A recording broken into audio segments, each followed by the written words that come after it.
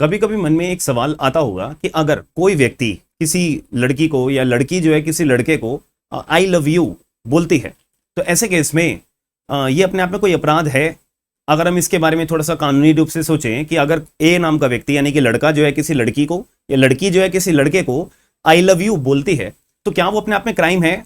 इसका जवाब अगर हम थोड़ा सा ध्यान से समझें कि मेरा बोलने का जो राइट है, क्या मेरे पे बोलने की आज़ादी मेरे को है? बिल्कुल है। ये आज़ादी मेरे को किसने दे रखी है? संविधान ने दे रखी है। Article number 19 freedom of speech and expression, उसका भी क्लॉज नंबर 1 और उसका भी सब क्लॉज नंबर 1 अगर मैं पढ़ता हूं तो मेरे पे अपना बोलने का अधिकार है। जो चीज मैं बोलना चाहता हूं, डिग्निटी को या रिस्ट्रिक्शंस को मेंटेन करते हुए मैं वो अपने आज़ादी को अपना आराम से क्लेम कर सकता हूं। यानी कि मैं अपने बोलने का अधिकार मेरे पास है, संवैधानिक अधिकार है, आर्टिकल नंबर 19 है। इनफैक्ट मेरा बोलने का अधिकार फंडामेंटल राइट है, कोई मेरा अधिकार ये छीन नहीं सकता है। और अगर कोई छीनता भी है तो मैं उसको अपना honourable supreme court of India के पास जाके एनफोर्स भी करा सकता हूं, हाई कोर्ट के पास जाके एनफोर्स भी करा सकता हूं। इनफैक्ट अगर कोई मेरा लीगल राइट भी होता है तो मैं हाई कोर्ट के अंदर रिट पिटीशन फाइल कर सकता हूं अपने लीगल राइट को भी एनफोर्स कराने के लिए।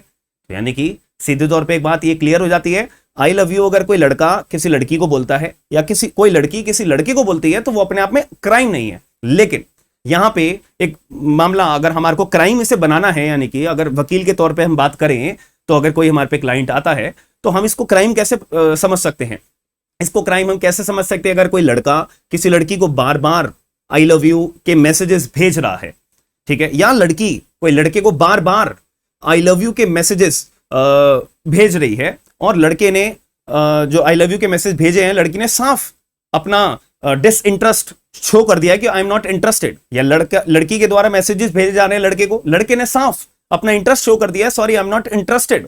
तो इस केस में बार बार किसी को मैसेज भेजना, क्या ये अपने आप में स्टॉकिंग के अंदर आ जाएगा? Under section number 354D of IPC, under section 78 of BNS, बिल्कुल आ जाएगा। तो इसके अंदर कन्विक्शन कितनी हो सकती है? 3 साल की सजा और फाइन, पहली बार अगर आप स्टॉकिंग का अपराध करते हो और प्रूव होता है।